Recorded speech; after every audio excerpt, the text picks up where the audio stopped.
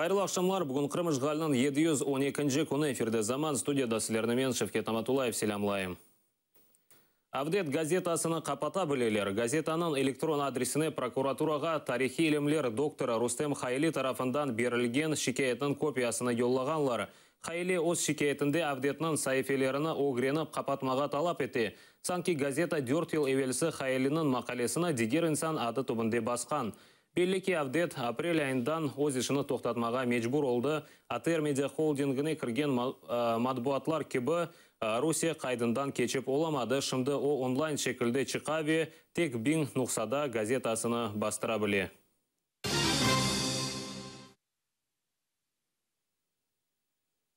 Хайсир Джемилевны вақыттан әвел азат ете білелер. Бұл ақта өз твиттер сайфесінде адвокат Николай Полозов білдірді. Махкеме Астраханде февралінің 25-інде кечірілмек керек. Шымды Хайсир Астраханның колониясында бұлына.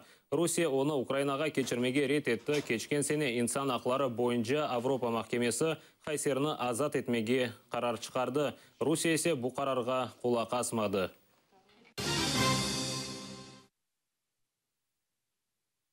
Сияси мабуслар режиссер Олег Сенцов и активист Александр Кольченканы Сибирьве Уралға йолладылар. Сенцов Иркутск колониясында болынажақ, Кольченко есе Челябинскте. Бұл ақта режиссерінің татасы Наталья Каплан білдірді.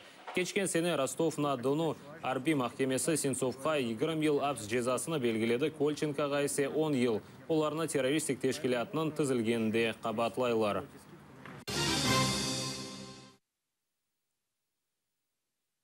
Киевте Русия мабусы Ильдар Дадинге дестек көстеру акциясыны кечірділер. Митинг іштіракшілері Русия елшілігінің бинасы янында топлаштылар. Ильдар Дадинны Санки Кутлеви топлашу девамында қайде бозғанында қабатлайлар.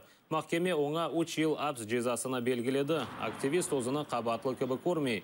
Халқара құқық қорчалайжы тешкілатлары Ильдар Дадинге незбетен кечірілген махкемені шашыртыжы әрекетлер кібі адландырды. Мабуске дестек көстеров акциялары дүнияның чешет көшілерінде өткерілді. Киевте кечірілген акцияға есе Ильдарының достлары ве Қырымдан вақтынже көчкен келіп Русия сиясетіне қаршылық білдірділер.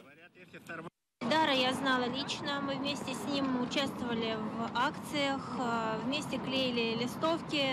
Вообще он мой близкий друг. Он первый, кто сел по вот этой статье за то, что он был задержан за участие в незаконных, так сказать, несанкционированных мероприятиях. Проти цього Російської імперії. Я проти тому, що вона захопила в тому числі мою батьківщину, Крим. Бүгін Мустафа Джемилевна Русияде фашизмнен күреш үшін орденнен тағдирледілер. Бұл медаліні стоп фашизм в России Путинге қаршы халқара тешкілаты ешлеп шығарды. Мустафа Джемилев Украинада бұл орденні алған үшінші инсандыр. Евелсі киборг Андрей Гречанов и учежі Надежда Савченканы тағдирлеген еділер. Джемилев білдіргенне көре, шымдыке Русия СССРден асылында айрылмай. Долг каждого гражданина, независимо от его национальности и страны проживания, сделать свой вклад в борьбу с этим угрожающим мировому порядку злом, с российским фашизмом. Қарасубазар районының ароматная койының сакинлері өз домызларыны yok етілуінден қорқалар. Еліге яқын инсан койды үш домызы өлген ерлі сакин Игорь Савенканың еві янында топлаштылар. Савенка білдіргенне көре, айванларыны ұшы құрып өлдірген, ләкин Қырымның рус мемориеті домызлар африкалы тауын хасталығындан өлгенінде емінлер. Шымдыке күнге талил нәтижелері да беледегіл. Сакинлер білдіргенне көре, койды Кутлеви домыз хасталығы ве өлімі жоқ. Инсанлар бұтын айванларыны жоқ етежеклерінден қорқалар. Сакинлер прокуратураға өз шикаятыны йолладылар. Сегодня сельчане собрались возле моего дома не допустить вывода остальных поросят. Они все живы-здоровы, сейчас на данный момент 24 головы. Никаких признаков болезни у них нет. Как стало известно, сейчас едет прокуратура с ветврачами якобы брать анализы повторные. Ну, это только слова. Вот, на данный момент из села не разрешают вывозить ни молочную продукцию, ни мясную, ни яйца, ни курей, ничего, ни колбасу, ничего. И ввозить тоже. Вот оставили людей голодать.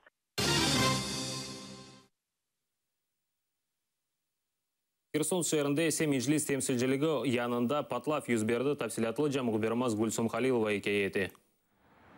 Бу Херсон шерінде Милли Меджлис бинасының патлав нетижелері. Одиссені көрген инсанлардан айтқанларына көре патлама геже саат 3-те юзберді.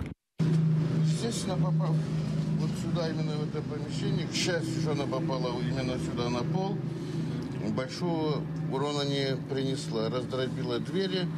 И, к счастью, никто не пострадал из людей. Одиссей юзберген ерде милиция хадимлерінің тетхикатларындан сон РГД-5 гранатасының парчалары ве юзукі тапылды. СТО хадимлері тарифетелер санки геже қарауыл бина этрafında 3 шүбелі шахыс көрді, лекен полицияға ариза язмаға ред етті. Ну как бы да, ну просто мы не знаем, кто это, как бы, и он видел раньше того взрыва. Он видел, получается, 3 человек. Херсон Меджлисінің азасы Апминчит Сулеймановның айтқанына көре бұл провокация. Ве патламадан миллетлер арасында мунасибетлеріні бозмақ істегенлер месулетледер. Я как понял, что это как дело государственной важности передается на расследование СБУ. А сделано это, естественно, теми людьми, которые настроены пророссийски и желают, чтобы Херсон был такой же своеобразной Херсонской Народной Республикой, как Донецк и Луганск.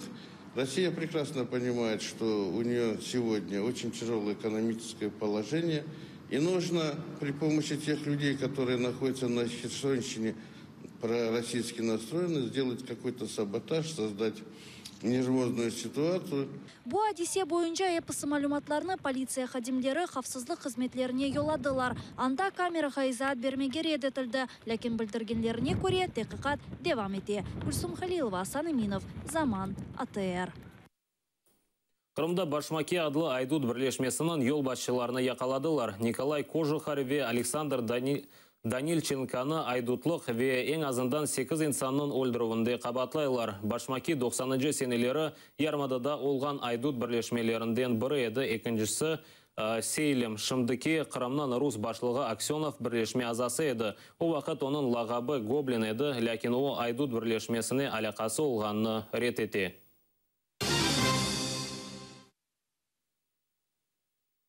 Номан Челебеджихан адына тешкіл етілген батальонның нишаны, яғни шевроны пейда олды. О, екі түсте япылған. Арбелер киіміне көре тақажақлар. Нишанда ат үстінде аскер, қалқанында есе милли тамға. Язылары қырым-татар тілінде төпеде Номан Челебеджихан, ашасында есе милли гвардия. Нишанны қырым ресамларындан бірі бедавай ішлеп шығарған. Шымдылек батальонға ең азындан 275 инсан язылған. Шеврон нам сделали абсолютно бесплатно, ни одного цента мы не заплатили, ни одной гривны мы не заплатили. Сделал крымско-татарский художник. Почему Номан Челебеджихана? Потому что это действительно тот муфтий, учитель Курултая, это первый председатель Меджлиса, это первый руководитель Курултая. На шевроне конь встал на дыбы. То есть вот он встал, и он уже готов скакать, он уже готов сражаться. Это вот олицетворяет то, сейчас, из чего мы сейчас состоим и чем живем. Вот это вот крымско-татарский всадник с щитом, с тамгой на щите. И мы понимаем, что мы должны сами освобождать свою родину, свою землю.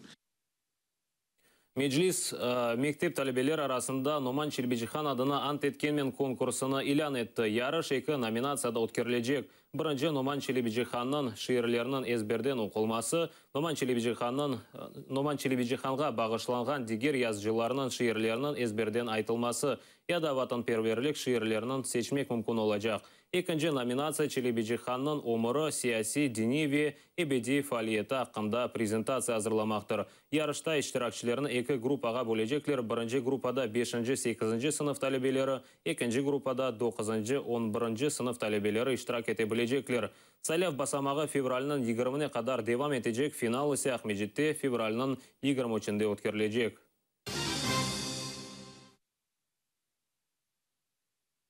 Киевде қырым-татарларнен азербайджанлары умуми ақшам кечірділер. Түрк халықларының темсілжілері бірі-біріне милли ер, ойын ве емеклерінен таныштырдылар.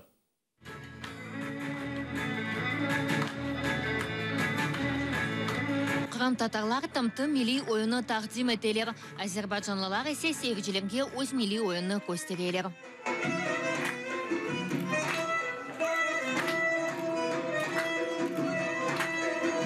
Азербайджанлар ve Кырым татарлар фольклорда умуми чизгилерини кыдыралар.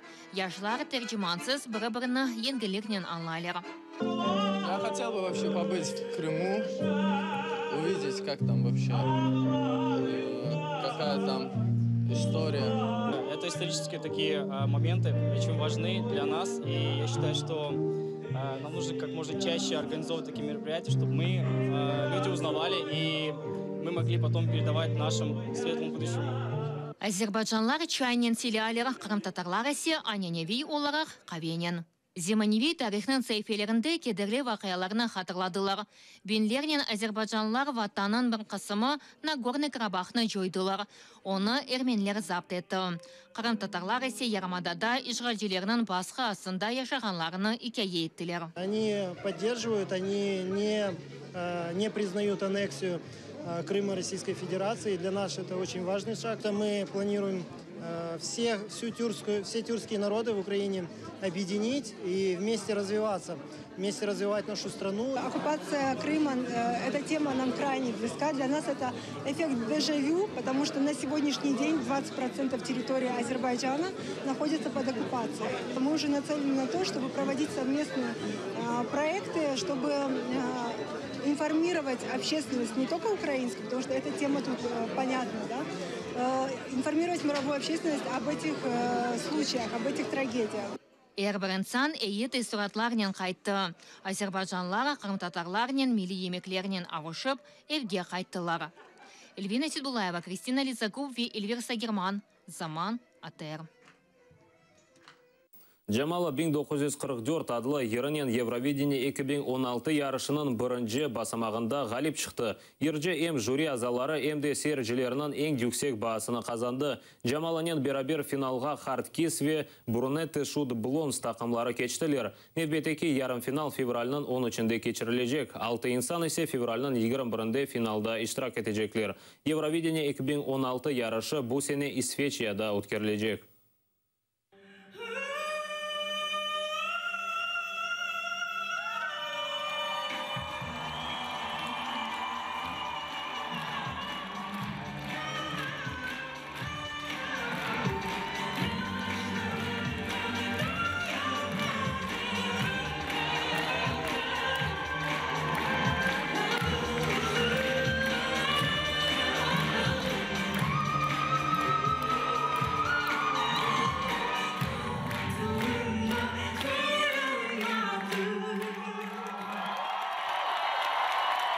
Кусок України відтямили, і ми просто мовчимо. Це неправильно, вона не мовчить, а в неї сьогодні говорило серце. Я просто разом з нею плакала. Я відчувала кожен меседж. Все, що вона не просто так цю пісню зробила. Це не кон'юнктура, це чесно, це справжнє. Емоції зашкалюють, якби під час ефіру, коли вона співала пісню, в мене сльози стояли в очах. І зараз навіть мені мої друзі присилають смс і кажуть, що в них така сама ситуація з їх емоціями. Тому про це треба розповідати. І це найкращий майданчик зараз для того, щоб розказати про кримських татар, розказати про Україну, тому що вона є українською співачкою кримсько-татарського походження. Они приезжают на фестиваль отдохнуть. Они приезжают на фестиваль выпить, потанцевать, познакомиться, покричать, повещать, все. Поэтому я не уверен, что это коснется так прям близко их. Но то, что это сделано очень круто, что это самобытно, і то, що Джамал має реально своє лицо. Дуже вразили Джамала та Хардкіс. Вони були, як завжди, неперевершені. Я відправила за них смс і буду за них вболівати. Джамала. Джамала, так. 100% Джамала повинна перемогти. Ми за Джамалу. Но то, что зрители отреагировали так, это меня невероятно тронуло. Полюбили ее всем сердцем, так же, как я ее чувствую. И дрожу в каждой фразе, в каждой ноте, в каждом мугаме, вспоминая. Я каждое выступление посвящаю кому-то. Всегда я выхожу мысленно и посвящаю каждое выступление практически разным людям. Вот сегодняшнее выступление, я могу сказать, 100% я посвятила своей хартанашке, своей бабушке. Мне бы хотелось, чтобы она, конечно, слышала это, но я думаю, что она бы была счастлива. Пусине Қырым сакинлері рей беруді иштирак етіп оламады. Шымды мejlis ярыш тешкілячыларындан Қырымларының да рейлері финалда сайылсын деп анлашмалар кечері. Мустафа Джемилев Джамаланын ярышта олған чықышыны изатлады. Оның фікіріне көре Қырым-татар ерджісінің халқара ярышта иштирагы бұтын халқы үшін қызметтір. Я неравнодушен, конечно, к этой девочке. Это действительно талант. И вы, наверное, видели в Фейсбуке, я тоже призывал голосовать за нее. Если Джамала, дай бог, если она займет какое-то место, но я очень хотел бы, чтобы это было первое место, то престиж Украины и тема Крыма, оккупации Крыма поднимется на небывалую высоту. Қырым Ишғали ақында фильмні халқара Берлин кинофестивалінде көстережеклер. Фильм февраль 11-21 күнлері деваманда Ukrainian Film Corners фестивалі черчевесінде тақдим етілежек. Украинада есе фильмні март 14 күні көстережеклер. Фильм тесішчілері Бобилон 13 бірлешмесі олы. Фильмде уникаль весиқалы левқалар топланған. Бұндан да ғайры анда 2014 сенесі март айының вақияларыны инсанлар икая еті. Сначала там были вообще пацаны там по 18-19 лет, которые ехали вообще тупо с Олимпиады, которая была вот это в Сочи. Они говорят, мы ехали домой, мы с московского гарнизона. Говорит, мы ехали домой. Вот. А потом, когда приехали чечены, там, конечно, да. Техтарь с пистолетом против спецназовца, это явно неравная сила. Стояла задача, которую надо было выполнить. Вот, поэтому как бы там решать, быть или не быть, это уже был второй вопрос. Пострел!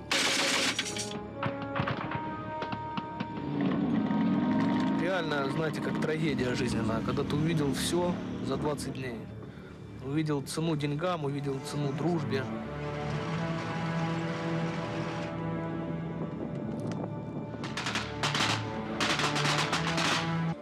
Надо четко понимать, что в нашей стране происходит война. Началась она год назад как раз с крымских событий. Москвада Мон Русияның меркези банкі оғынде чешет банклардан кредит алған инсанларына яқалады. Муштирелер бина оғынде наразылық акциясына кечірділер. Бұл ақта Дождь телеканалы білдіре. Нұмайшқа 100-ден зияде инсан шықты. Муштирелер доллар вастасынен алынған кредитлеріні рубльге чевіріп саймаға ве көлеміні эксілтмеге талап етелер. Чүнки олар пара алғанда доллар фияты 2 кереге ұжыз еді. Топлашқанлар банк оғындекі соқақны блок етмеге тұрыштылар, ләкин оларны ОМОН келіп яқаламаға башлады. До конца будем стоять, пока нас не услышат. До конца, это до ночи, до завтрашнего утра. Чего хотите добиться на сегодняшний день? Диалог. Диалог с банком хотим добиться, индивидуальных предложений для пересчета из долларов в рубли. Нас кинули. Наш президент сказал, вы попали, значит, нас кинули.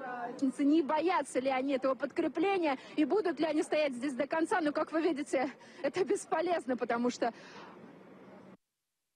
Бүгінге соңғы хабарымыз еді. Сіздерге ей ақшамлар тілейім, саулықпен қалыңыз.